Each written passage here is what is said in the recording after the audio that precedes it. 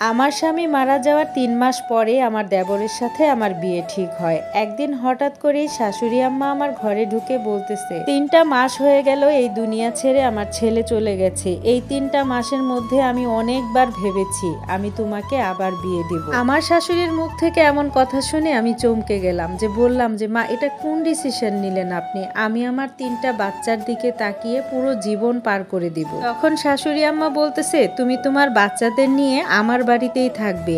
আমি এই কথা শুনে শাশুড়ি আম্মার দিকে ফেলিয়ে তাকিয়ে রইলাম। শাশুড়ি আম্মা তখন আমার দিকে তাকিয়ে বলল, আমি আমার ছোট ছেলের সাথে তোমার বিয়ে ঠিক করেছি।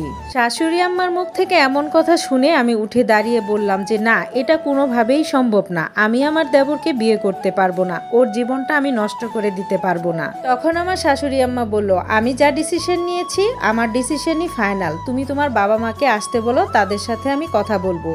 তারপর আমার শাশুড়ি আম্মা আমার মাথায় হাত দিয়ে বলল, মারে, তোর এই ৩ মাসের কষ্ট আমার সহ্য হচ্ছে না, তাহলে বছরের পর বছর কষ্ট আমি কিভাবে সহ্য করব।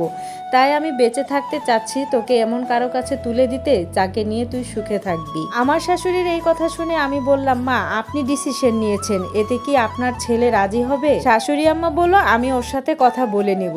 এই বলে শাশুড়ি আম্মা আমার ঘর থেকে বের হয়ে গেল। বিয়ের ৭ বছরের মাথায় আমার হাজবেন্ড রোড অ্যাক্সিডেন্টে মারা যায়। বিয়ের ১.৫ বছরের মাথায় আমি প্রথম কনসেপ্ট করি এবং আমাদের কুল জুড়ে একটা কন্যা সন্তান আসে। বিয়ের ৩ বছরের মাথায় আমি দ্বিতীয়বার কনসেপ্ট করি এবং আমার কুল জুড়ে 2টা রাজপুত্র আসে একসাথে। আলহামদুলিল্লাহ, ওদের নিয়ে আমাদের সময় কিন্তু অনেক ভালোই কাটছিল। হঠাৎ রোড অ্যাক্সিডেন্টে আমার স্বামীর মৃত্যুতে আমার পুরো জীবনটাই পাল্টে গেল। 3টা মাস হয়ে গেছে ওকে ছাড়া। আমি তো এখনো ওর স্মৃতি ভুলতেই পারিনি। তাহলে আমি কিভাবে আবার বিয়ে করব? এগুলো ভাবতে ভাবতে পুরো রাত না ঘুমিয়ে আমি কাটিয়ে দিলাম। তারপর আমার শাশুড়ি যখন আমার দেবরকে এই প্রস্তাবটা দিল, আমার দেবর একদমই না করে দিয়েছে, যে না, আমি আমার ভাবিকে বিয়ে করতে পারবো না, তাকে আমি অনেক সম্মান করি। এই বলে আমার দেবর রেগে মেগে বাসা থেকে বের হয়ে গেল। আর আমি পাশের রুম থেকে সবই শুনছিলাম। আর আমিও মনে মনে চাচ্ছিলাম ও এই বিয়েতে যেন কোনোভাবেই রাজি না হয়। এইভাবে 10 দিন কেটে গেল। 10 দিনের মাথায় আমার দেবর বাসায় এসে চিল্লায় চিল্লায় আমার শাশুড়িকে ডাকতেছে, মা,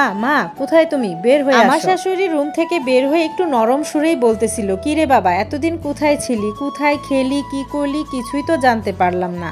আর এইদিকে আমার বাচ্চারাও তো চাচ্চু চাচ্চু করে বলে জড়িয়ে ধরে বলতেছে, চাচ্চু, তুমি এতদিন কোথায় ছিলে? তুমিও কি বাবার মতো হারিয়ে যেতে চেয়েছিলে? এই কথা শুনে আমার দেবর আমার বাচ্চাদের জড়িয়ে ধরে কান্না শুরু করে দিল আর বলল যে, মা, তুমি যা ডিসিশন নিয়েছো সেই ডিসিশনে আমি রাজি আছি। এদিকে ওর ডিসিশনের কথা শুনে আমি তো পুরোই ভেঙে পড়েছি। কেন ও রাজি হলো? কেন? আমি তো এই বিয়েতে একদমই রাজি না। এই কথা শুনে আমার শাশুড়ি অনেক খুশি হয়ে গেল। তারপর আমার রুমে এসে বলল যে, তোমার বাবা মাকে একটু খবর দাও, আসতে বলো, তাদের সাথেও আমি কথা বলি। তারপর আমি আমার বাবা মাকে খবর দেই এবং আমার শাশুড়ি তাদের সাথে কথা বলে বিয়েটা ফাইনাল করে ফেলে। বিয়ের ডেট ফাইনাল হওয়ার পর আমি না পারছিলাম ঘুমাতে, না পারছিলাম খেতে। কিভাবে আমি একটা ছেলেকে ঠকাবো? ওর জীবন আছে, ওর লাইফ আছে, ওরও ভালো লাগা থাকতে পারে। কেন ও ডিসিশনটা নিল আমাকে বিয়ে করার? 3টা বাচ্চা সহ একটা মেয়ের সাথে সংসার করবে কিভাবে? আর হঠাৎ করে 10 দিন পরে ও বাসায় ফিরে এসে কেনই বা এই ডিসিশন নিল, এটাও আমি মনে মনে খুবই ভাবতেছিলাম। তারপর ডেট অনুযায়ী আমাদের বিয়েটা হয়ে গেল।